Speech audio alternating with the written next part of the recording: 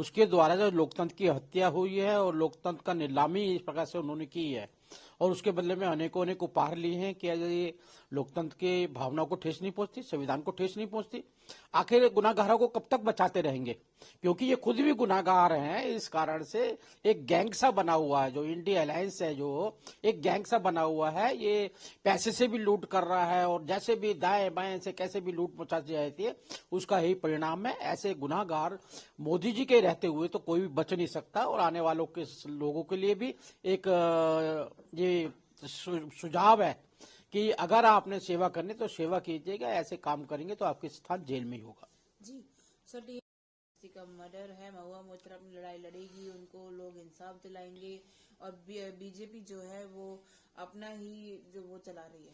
ममता बनर्जी खुद लोकसभा में रही है, उनको मालूम नहीं लोकतंत्र की हत्या क्या होती है। एक पार्लियामेंटेरियन अपना आई कार्ड और आईडी देकर और ऐसे प्रश्न पूछता है जो देश की आजादी के लिए और देश की सुरक्षा के लिए खतरा होते हैं। क्या उनको समझ में नहीं आता? आखिर गुनाहगारों का बचाव कब तक करते रहेंगे ये लोग? और ये मान के चल रहे हैं आज देश सुरक्षित हाथों के अंदर है, ऐसे आपका झूठ बोलना नहीं चलेगा। जनता जानती है और जनता उसका परिणाम आने वाले समय में भी देगी। जी, कांग्रेस के एमपी हैं, उनके घर से इतना अमाउंट निकला है, अभी काउंटिंग चली रही है।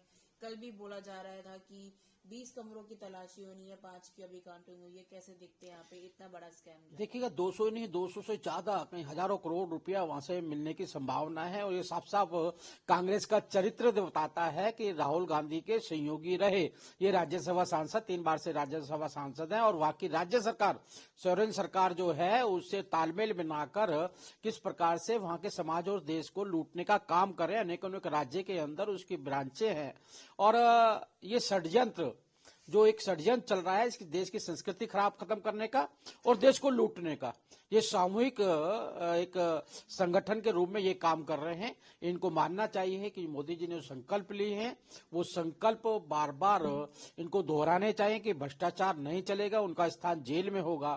इस प्रकार से जो भी कहीं भी कैसे भी भ्रष्टाचार करेगा, चाहे कितना भी बड़ा क्यों ना हो, उनको सबक सिखाना हमारी सरकार का काम है। और ये कांग्रेस का चेहरा और वहां पर झारखंड के अंदर सोरेन सरकार का चेहरा दोनों का खुल गया है, किस प्रकार से देश की संपदा और राज्य की संपदा को लूटने का काम कर रहे हैं। जी सर, एक 14% जो है वो अप्रूवल में नहीं है। देखिए, हमारे लिए बहुत खुशी की बात है, देश के लिए खुशी की बात है, देश के नागरिकों के लिए खुशी की बात है। आज विश्व के एकमात्र 78% नंबर लेकर पहले पायदान पे खड़े हुए। इससे साफ साफ दिखाई देता है कि देश को विश्व गुरु की ओर ले आने का काम जो ईमानदारी से, नेक नियति से देश के प्रधानमंत्री नरेंद्र मोदी कर रहे हैं, ये यहाँ के राजनीतिक लोगों को भी इससे सीख लेनी चाहिए कि कहाँ हमारा एक देश था 2014 से पहले, जिसको लुटेरों का देश कहा जाता, सपेरों का देश कहा जाता था। आज देश बढ़ रहा है, विश्व में अपना कीर्तिमान बढ़ रहा है, चांद पे पहुंचने वाले हम पहले व्यक्ति हैं। और यही अनेकों अनेक काम के अंदर आज मोदी जी को पर्यावरण समस्या हो, जल समस्या हो, क्या कुछ भी युद्ध की समस्या हो, जिस प्रकार से उनका कद बन गया है, ये साफ साफ दिखाता है देश आने वाले समय के अंदर देश को जिस प्रकार से मोदी जी भ्रष्टाचार मुक्त करा रहे हैं, जिस प्रकार देश को अनेकों अनेक समस्या से मुक्त कराने का काम कर रहे हैं, आने वाले समय में विश्व को की एक ही आशा होगी, हिंदुस्तान और मोदी जी। जी सर, एक आखिरी सवाल, किस तरह से हमारी कहाँ कमी रह गई?